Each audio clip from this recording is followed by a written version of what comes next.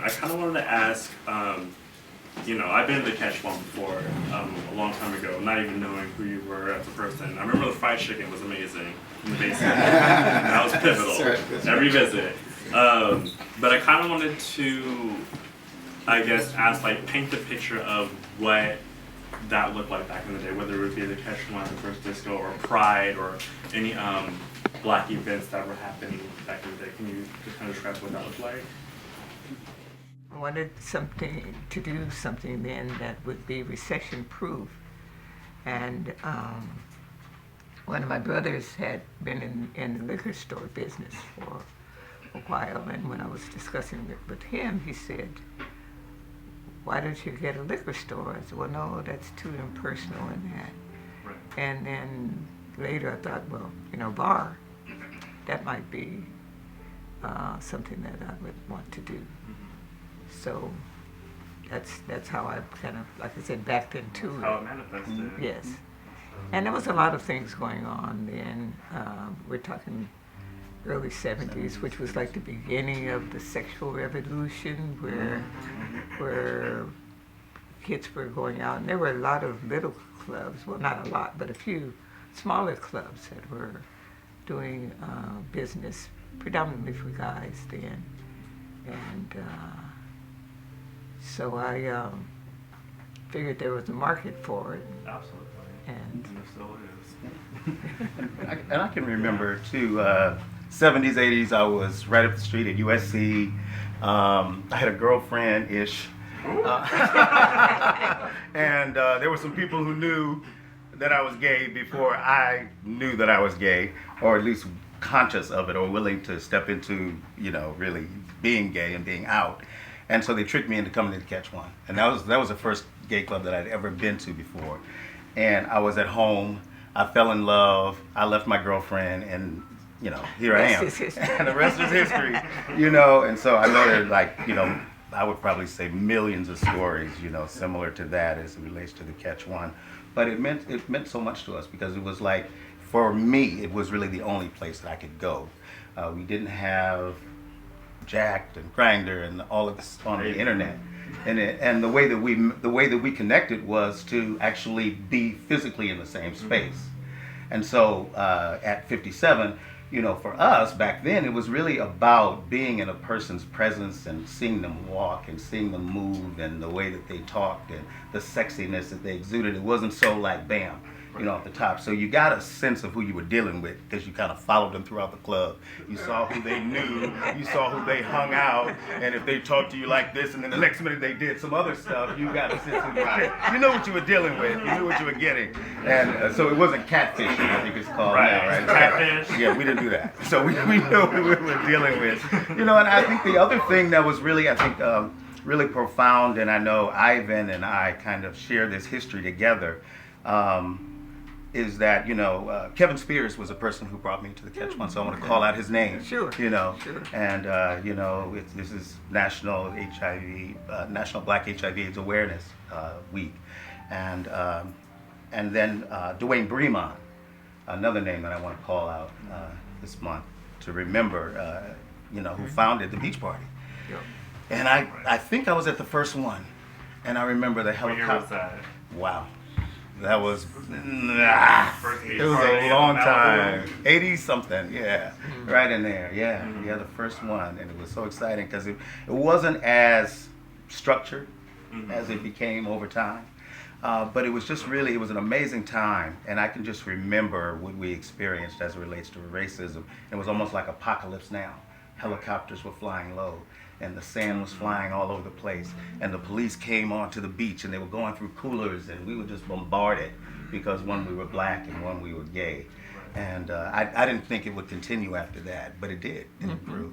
And so those were two sort of pivotal sort of events or activities that happened during that time.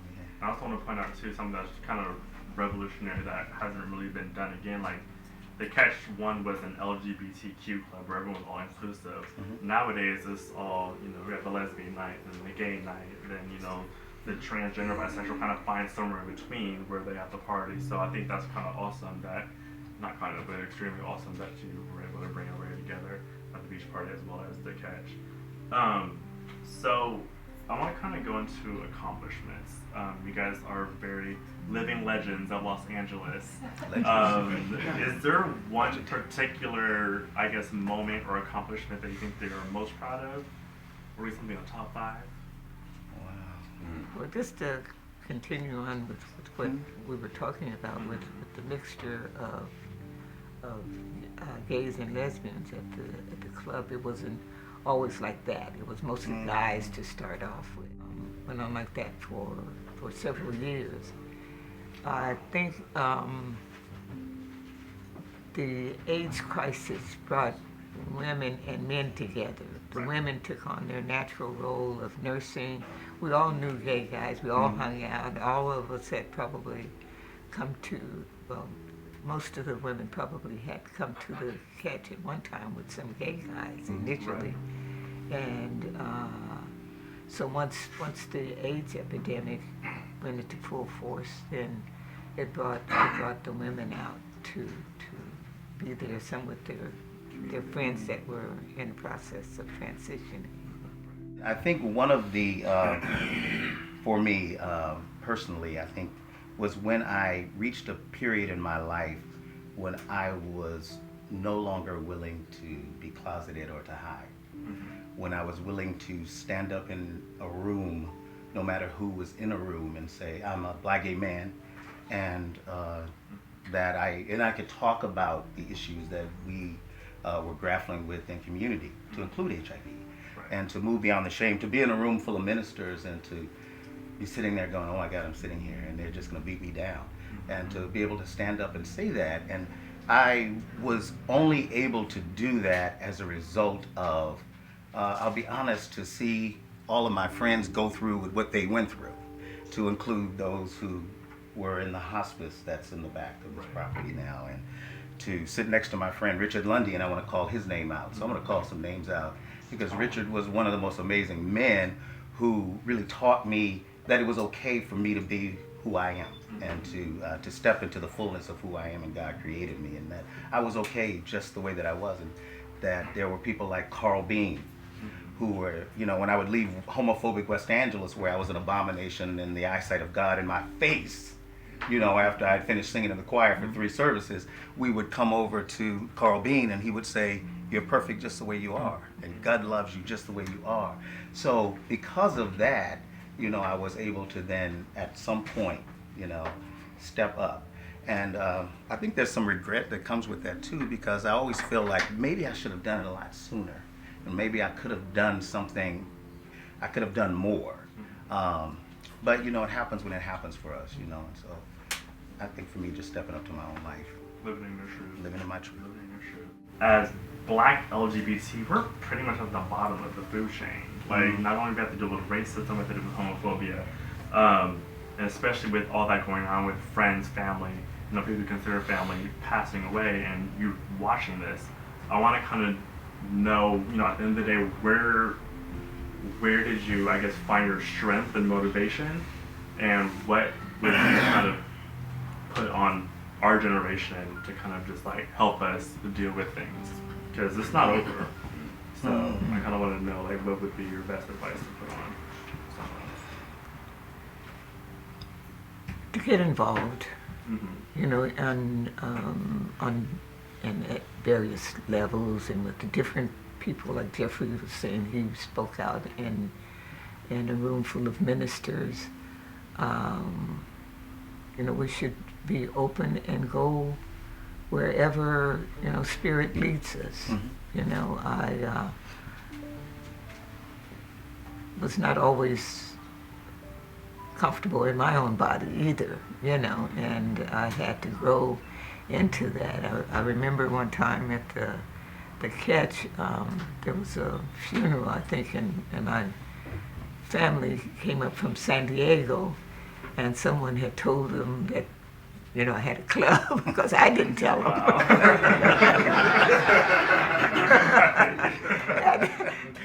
So they showed up in mass, you know, and they were Southern Baptists, you know, and yeah, I know.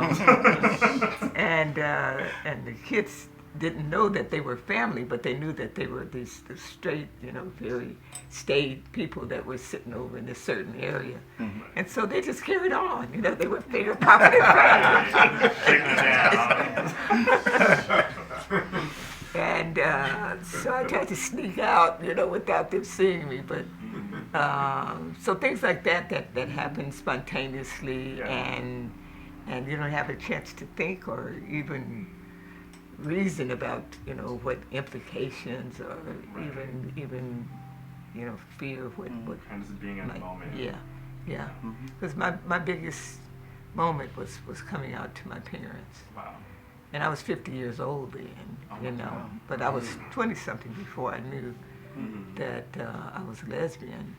And, had always lived in fear of what other people would think about me.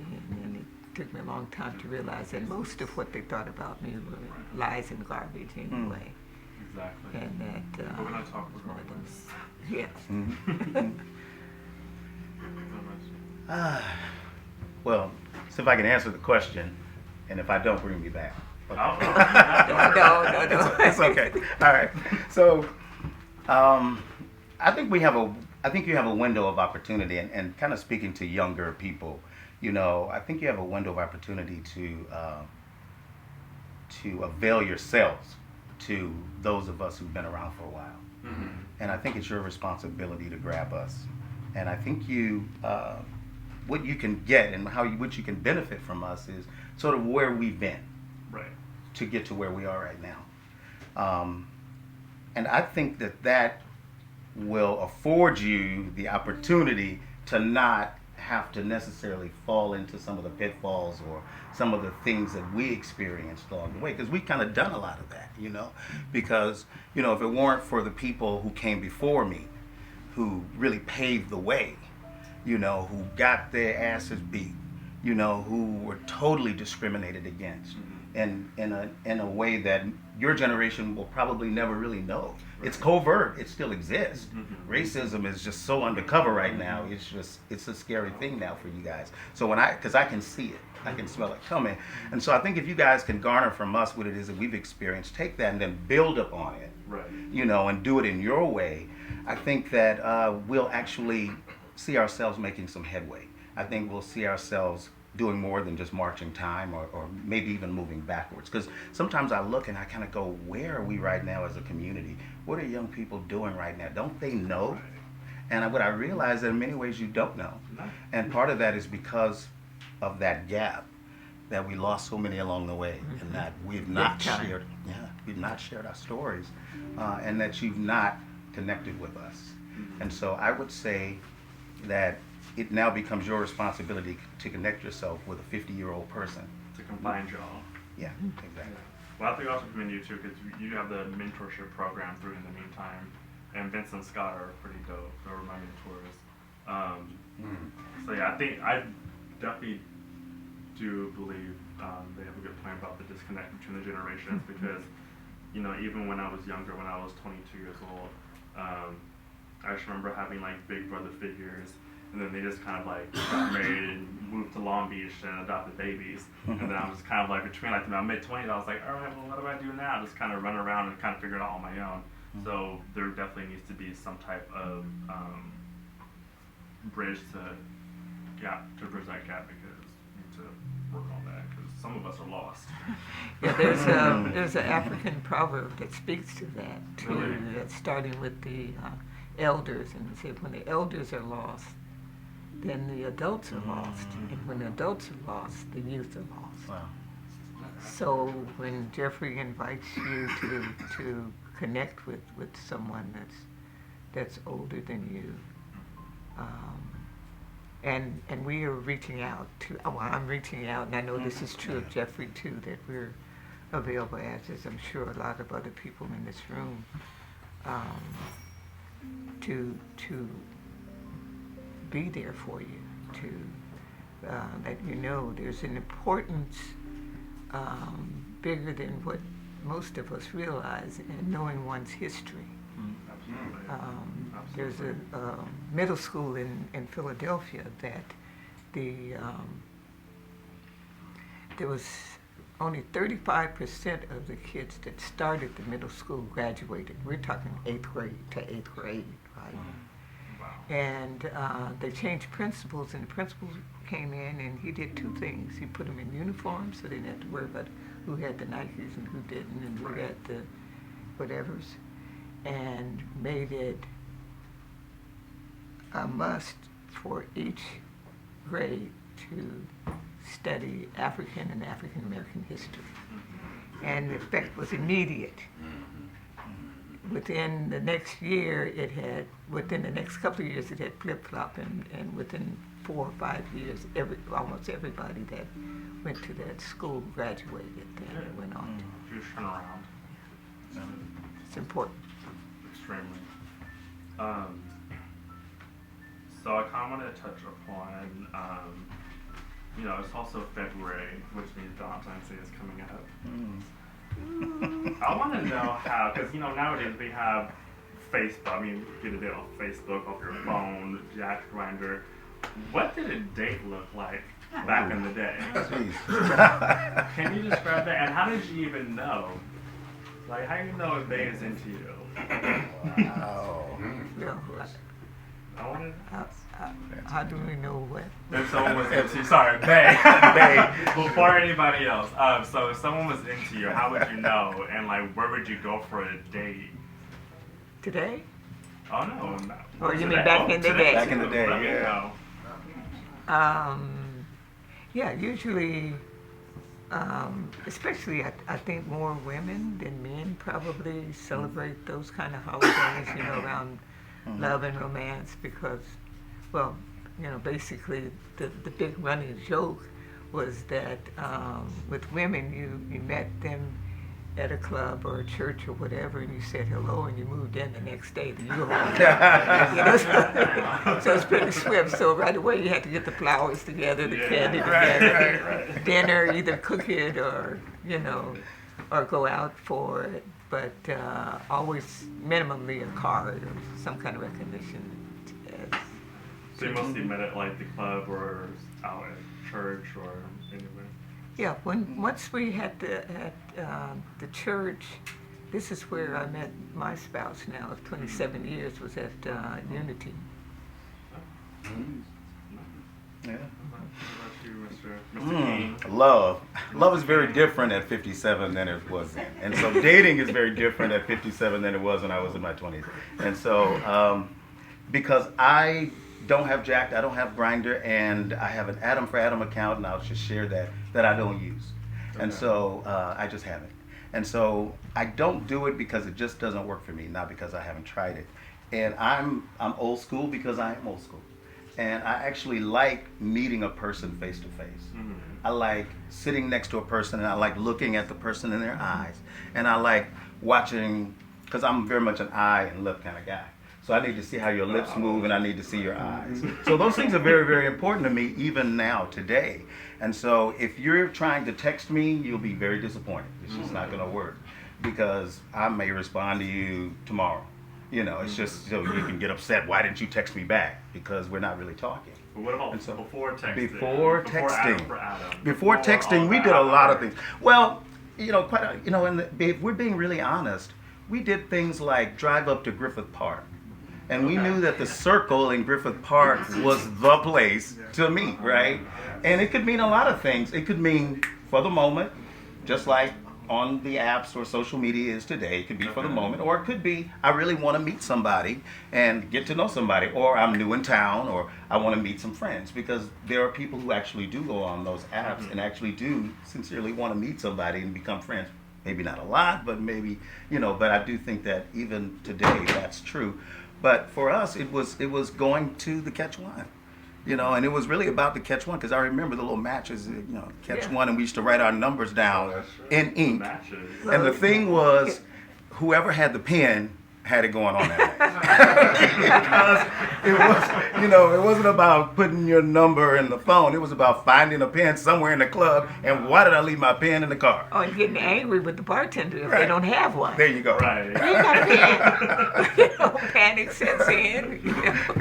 Jewel. And Catch One was named for that. You got it. You got it. Because that was the jargon then of the day, was to come to the catch. Well, come to the catch. Catch one. They catch at least one. Prior to the catch, it was about catching. That was the word that was used for picking up. Yeah. Catch one. And so I've had 4 lovers in my lifetime. Okay. And these are men that I still talk to today. Uh-huh. You know, and they're different, cities around the country. And we will love each other for life. Mm-hmm. I mean, because of the bonding and the time that we spent together and getting to know each other, the good, bad, and the indifferent, and so I still have those relationships to this day, and we partied at the catch together, and we did go out on dates. And we spent a lot of time together, a lot of real FaceTime together. Right. Yeah. That's great. We're like an this generation. We want to text and FaceTime and who knows what else. So when you say grip apart, I think it kind of sparked something in me because I pretty much go back and forth from here to New York, and in New York is the pier. So that was the hangout spot where everybody goes to the pier, especially on Halloween. They go out, do whatever they want to do, and kind of hang out. Was it kind of something like that, or do you like set that up? Or was that just like the hangout every Thursday night? We're gonna go to Griffith Park and. What do you? Every Sunday. Oh, Every Sunday, get it right. That was a Sunday spot, and then after that, it was a study. And so you just knew that. I mean, you guys go, and I've seen you do it. You go, we're over here now. And 2 seconds later, everybody is over there. So we just knew that around, after you leave church, you go home, you get something to eat. Somewhere around 3 o'clock, that was a peak hour, and it was like a parade, right? So you just knew where to go, and at what time, and it wasn't texting. We just knew what to do. That's kind of how I feel. Okay, all right.